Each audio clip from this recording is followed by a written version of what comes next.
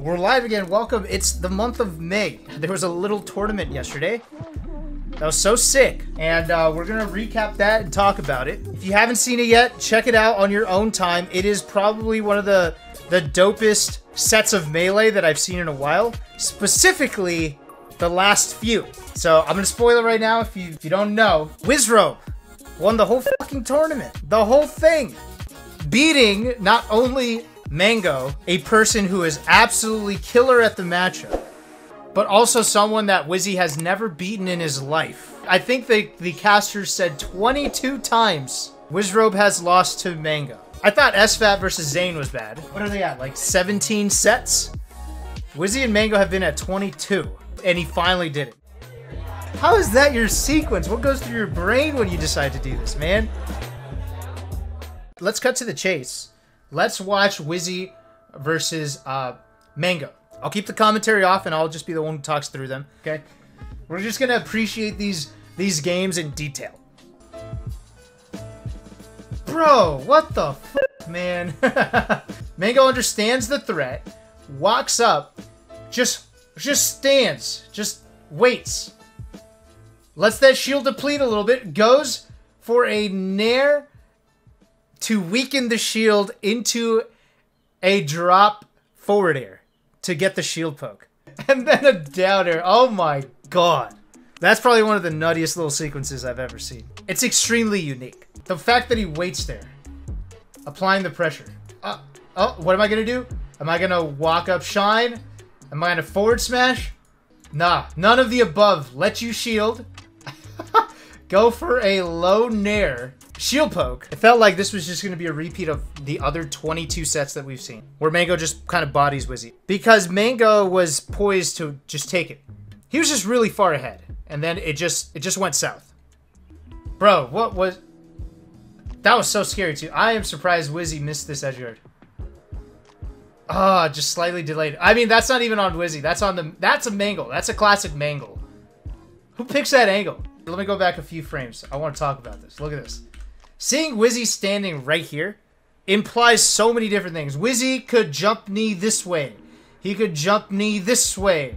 He could turn around back here as you do a little angle, right?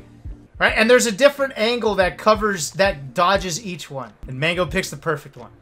He picks the one that just slightly dodges the horizontal and then is too early to be hit by the vertical. So Mango picks the perfect angle. It dodges the horizontal drift. You see that? He's high enough and drops slow enough to dodge the vertical soft knee drift. You see what I'm saying? Isn't that so sick? Dodges the whole thing. Anything else would have been subpar. Because the reason Wizzy picked this option, probably to cover the most amount of things. Like, because if Wizzy goes hard out this way, it only covers high. It only covers the highest attempt. And if Wizzy goes for like a turnaround back air or an edge hog, he only covers the direct to ledge attempt. I mean, sick on Wizzy too to pick that, but you know, it just wasn't right. Mango had the mangle. And some of y'all are probably like, oh, why is he talking so much about a mangle? He just went up, Hugs. What's the big deal? I'm just saying Mango has perfected the art of picking the right angle. He is the best at spacey recovery with up B. I saw Mango on his stream after he lost. He said he played bad, implying that's why Wizzy won. Johns, or did he play bad? He did play bad. There's no question about it. But to that, I also say, who cares? To be honest, who played bad or not never really mattered to me. So it's like, if someone played bad and I won, I would then be like, oh, so you're saying I was the better player today? That's what you're saying? I'm supposed to feel bad about that, or what? I don't get it. Because people want you to feel bad for beating someone on their bad day. In the end, what you're saying is that I was the better player, and that's why I won. So it doesn't matter if people say that Mango played bad. What you're also saying in the end is that Wizzy was the better player this day. That's all that matters. We're not talking about who's got the most skill. We're talking about who was the better player on that given day during the set. Now, if people are out there saying that Wizzy is better than Mango now, well then that's a whole different story and now you're full of shit, right? Then you could say that's not true, Mango was playing like shit that day, whatever. That's a whole different thing you're saying. God, that regrab was so fast. Holy shit. Dude, you see that? Like, Wizzy's the kind of guy who knows exactly what percentage the knee will combo into a grab. Or where he could, like, extend it that way, right?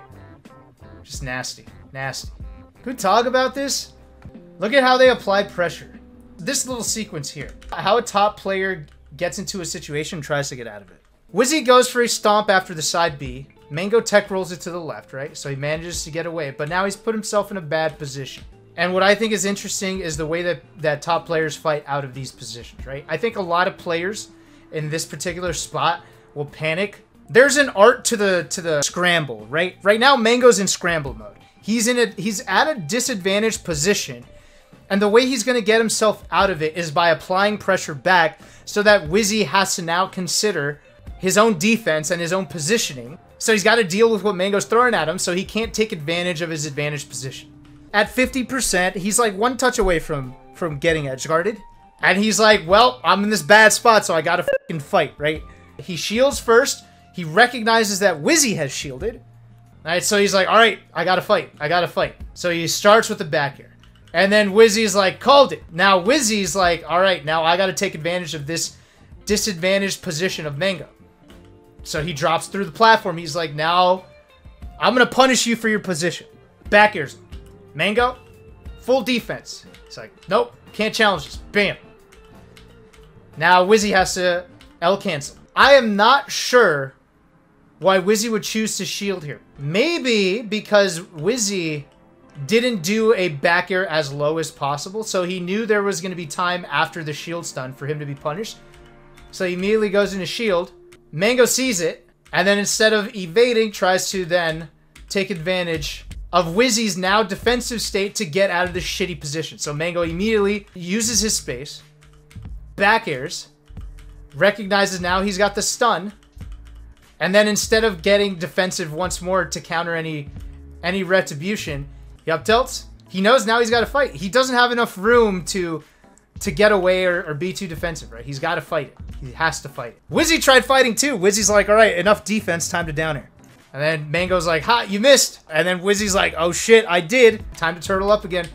Recognizing that they shielded the up tilt, knowing what kind of distance an up tilt brings on a shield, Mango has finally understood that he's earned himself enough space to take back some more space. I don't know what that back air was, Mango. But what he did do was take up that space, right? You see what I'm saying? That whole exchange, knowing who's at the positional advantage and who's not. And then knowing that when you're at a disadvantaged position, you gotta fight for that space back. And in the end, the only thing that Mango got away with was jab, jab, and then more control of space. And then he lost it by doing a weird back air. I don't know what that was supposed to call out. I mean, I don't see this exactly when I'm just watching games. It's more something that you break down in analysis. I think a lot of players might only see the combos and the cool finishes and shit. Or the terrible SDs. Wizzy's mentality was on point, yes. But when is it not? That's the thing. Can I talk about this, though? Okay, I got some actual analysis now, chat. Okay, so look. Mango pressure, right? We're all familiar with it. Crosses you up. Like, he goes far enough away where you think you're safe, and then he turns right back around and tells you that you're not. Weakens your shield. Goes for a shield poke. Doesn't get it. And then you think you're done. He runs away knowing you're going to try to counter, and then he comes right back in. Although he missed on the laser. And then he immediately went for the forward smash, right? Just in case you try to punish the laser with some kind of aerial. If Wizzy didn't shield here, he gets nailed by the forward smash, right? So again, all this pressure is calculated. Wizzy covers it, but now with the weak shield, Wizzy jumps. And here's what I want to talk about, okay? A lot of players, a lot of lesser Falcons, might look at this opportunity of a missed forward smash. And he hit it early, by the way. That forward smash is right in his face. So Wizzy, once he takes the stun, is able to jump out. Now, a lot of lesser players choose this moment to then say, okay, my opponent tried to attack me. They failed in their attack, and now they're stuck in some kind of move lag. And now this is my turn to attack. But Wizzy, understanding the state of his shield, realizes that he does not have the resources to tangle with Mango in this spot. So Wizzy jumps and doesn't attack. Most people start the attack right here. They see the shield, they nair, fastfall, right? They try to fight him. Wizzy's like, nah, dog, I'm all the way out. There we go. Hey, I found one. That's a top player move right there. That double jump is a top player double jump. Boom. Wizzy says, fuck that. I'm a top player too. I recognize that you're actually at the advantage, so I'm gonna get the fuck out of here. He fucking double jumps back, looking like a martial arts movie. It's so sick. And he's like, let me get some of this shield back, buddy. Cool, right? But yeah, the double jump was dope. Mango seeing the double jump saying, nah, you're not getting out of this. I don't know if you could tell, but the neutral game is my favorite part about Melee. Like, it's the whole fight or flight thing, where flight really just means defense, and these players know when they need to attack, right? Wizzy gets hit, he's in a combo, he rolls in, and instead of a lot of people, when they do the tech roll in, and they see Mango coming at them, again, they shield. They feel like, I'm not out of it, but it takes a whole lot of game awareness to understand that you have just enough time to fight. Here you don't shield, you fight. Look at oh, isn't that sick? Mango was not stopping. He was like, no, f that. He comes out with his gun. And then Wizzy's like, nah. He measured the distance and was like, nah. It's time to fight, baby. Punches him right in the dick right after a tech roll. Mango's like, I'm not finished with you. You see Falcon right here? He's looking back at Falcon and he says, bitch, I'm not done with you. I wish I had the stat. I guarantee you, Wizzy was accurate within like a frame or two window. That laser's so about to come out. And Wizzy's like, nah. Boom. You had to decide right then and there if you were going to fight or defend. I don't think I need to explain to you, chat, why being in a corner is naturally a pretty disadvantaged position, right? Like, a lot of people's job is to get back to the center. Does anyone need me to explain that? The main reason that being in the corner is a disadvantaged position is because a big part of the game is having as many options at your disposal as possible so that you could react to the infinite number of situations you're going to be placed in. So you're given a situation. You do not have all the time in the world to react to that situation, to pick the exact answer to resolve the situation, right? But what makes that easier is having as many options as you can possibly have to choose from so that you pick one of many viable options. Now, when you're at the center of the stage, that means you have more options. And the reason you have more options is because you're not limited by the space around you. In this position, Falcon does not have the ability to dash back at the same kind of distance that he would have at the center of the stage. So that automatically reduces Falcon's options by a ton. That's one of the reasons why the corner is scary, right? Because the amount of options you have are limited now. And not only that, but now the reward for Falco winning an exchange is now higher because of the risk of being edge guarded. Because now if Falco wins the exchange with like some kind of combo sequence that gets Falcon to the edge, now Falcon is at risk of getting edge guarded or taking more damage trying to get back into the stage. So the stakes are higher now. Only for the Falcon and not for the Falco. Everything's better for the Falco now. And then these things are all related because now the Falco knows that you are limited in your options because you're lacking space behind you. And the risk-reward changes too, and now the Falco is more incentivized to keep you in this corner. It works the same way as if your back is turned, right? It's the same reason that when you have your back turned to someone, you have less options. Because what's the one thing you're missing from your arsenal when your back is facing the opponent? Exactly, grab. Okay, alright, look, I'm an idiot. Every front-facing move you're missing, right? Okay, but anyways, grab is a big one, right? The ability to grab, the threat of grab, dictates a lot of other things, right? Like how close can they get to your shield? If I have 5 options that hit your shield at a distance, and I have 10 options that hit your shield up close, what do I want? I want 10 options to choose from, right? That's what I want. I want 10.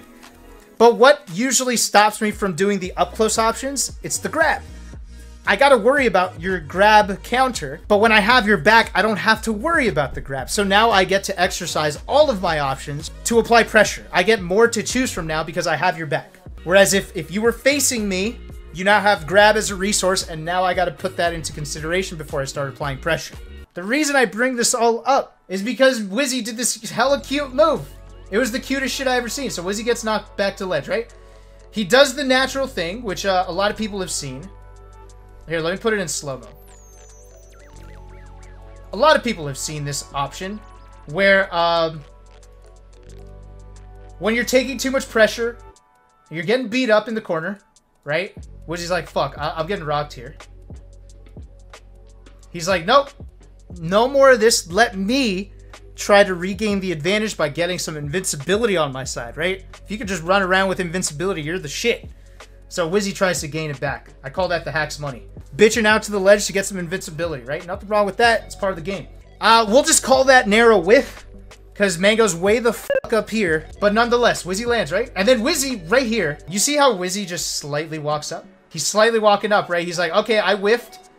But now Mango's way up top. So I got time to react. I don't need to choose anything right now. I am in no danger. I understand my position and the position of my opponent, and I am in no danger. So let me just casually walk up, see what he does. And as soon as he sees the Mango laser, right, he pulls out the gun, right? Wizzy's like, oh, you f***ed up, homie. And he starts his dash. And what does he do? He runs right towards the center. He's like, oh, f*** this, I'm out.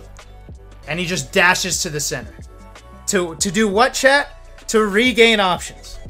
I hope that helps you guys appreciate these little subtle things of the game, right? Just the little choice of Wizzy just dashing to the center. And why you would choose such a thing. And it's even cooler that he did it on reaction. He shields here, I'm not sure why. Probably because he understood that now he could take a laser threat. He sees that the threat is not there, and he's like, alright, let me get center stage even more. Or defend somehow. Yeah, like, I don't think he ever expected this to hit. This is just like a safe way to kind of get more space. Was that a bad angle from Mango at the end, you mean? Let's see. Let's enhance. Assess. It's bad DI, I'll tell you that much. That back air, I'm not sure what Mango was expecting to DI it that way. Yeah, I see what happened here. So, Mango had the opportunity to jump earlier. He could have jumped as of here. He fakes the jump out option, preventing Mango from jumping, or Mango's just choosing not to jump. Caught him. Mango now sees him facing forward, understands there's a front facing option. And then Mango jumps, Wizzy turns around, and then he covers the side B option. And then Mango realizing that I fucked up, I can no longer side B, that is 100% out of the question. The only thing he's got left to do is up B, and there is no angle that's going to save him. He is too far from the ledge at this point because he jumped back. He could have jumped forward. Keep that in mind. There were plenty of ways for him to get close enough to the stage where he could actually up B into the stage. But even then, that's kind of doomed because Wizzy's invincible on ledge and he's going to jump off and knee him reverse, therefore killing him.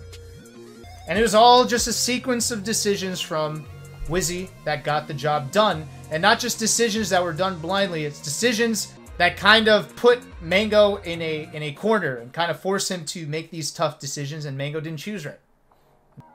Cool, right? Breaking down Melee like this makes me understand how long Melee could be a game and how fucking deep it is. Melee could be forever, man. By the way, the funny thing is, like, all these things I've been talking about, this is just the decision-making part. I'm not even getting into how fucking hard it is to do these things with your hands. So on top of having to make all of these little micro decisions to edge out these incredibly talented opponents, you also have to not fuck up with your fingers. Dude, what an asshole. How is he so good at hack stashing? Dude, if I main Falcon, I'd have to just give up the character because I don't think hack stashing is in my blood. I don't think I could ever do this. Oh, the weight. The weight. That Phantom Shine, by the way, was really fucked up. That was huge. That was huge. Not only did it lead to Wizzy's stock, but that could have been Mango's turnaround. Oh, what? Oh, dude, I was popping off here because Mango was starting to look good. He messed up there. That's ambiguous, though. You can't really blame someone for missing that. Although, when I saw Mango just waiting, I fully expected a back air. You know what's cool about this, though? He reads the air dodge, right? That's just a bait. He's trying to cover the up B now. Mango's got a choice. Because the platform's low. The platform really fucked him here. Because if the platform was high, Mango could literally just follow the drift and do whatever he wanted. Because the platform's low. If Wizzy angles back and Mango starts the back air up here, he ends up landing on the platform and he doesn't get to hit Wizzy the same way. He doesn't get to hit him while taking his jump. But because the platform is there, Wizzy has less to fear about the fade back option. And I think that might have been what led toward the decision of not committing to an aerial. Because if he committed to an aerial over here and Wizzy faded back, he doesn't necessarily miss, but he hits Wizzy with the weaker hit, and Wizzy gets his jump back. But the forward smash would just kill him. So Mango was pretty much betting on the fade back. When really, I think Mango could have just slightly walked and just reacted to whichever. I don't think he had to do this. This platform is what fucks everything up. And honestly, while I was watching Game 5, I was constantly mad at where the platforms were. The platforms, I felt, were constantly screwing Mango's position. And that's not me trying to make a case for unrandomizing FOD platforms, but for real, the platforms had a lot to say about the outcome of this game. Was he trying to find a good spot to start the attack?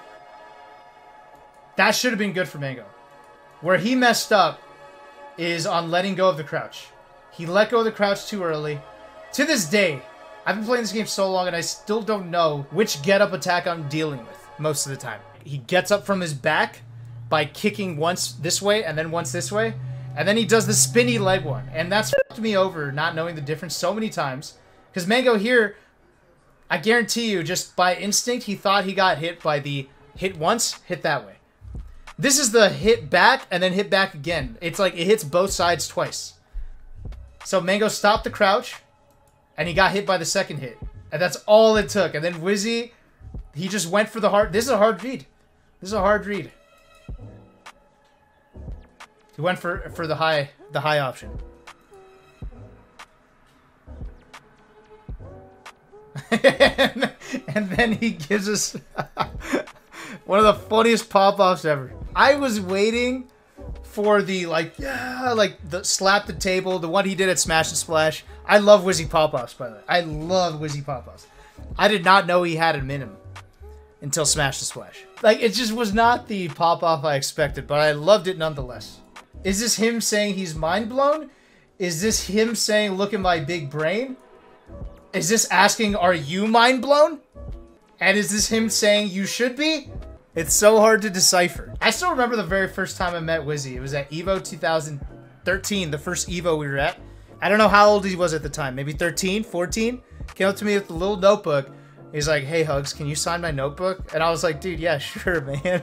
Signed the notebook. Next to my name is like Isaiah, Zoo, Mango. Like, all the top players. Like, he literally went to this tournament as a fan. And he just got all the top players to sign because he was, like, such a big fan.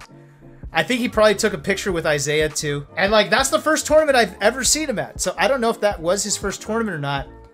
I went on to never beat him in my life. That's the first autograph I've ever given to a person that I have never beaten and only lost to in my life. This guy has an autograph of a man that he's never lost to.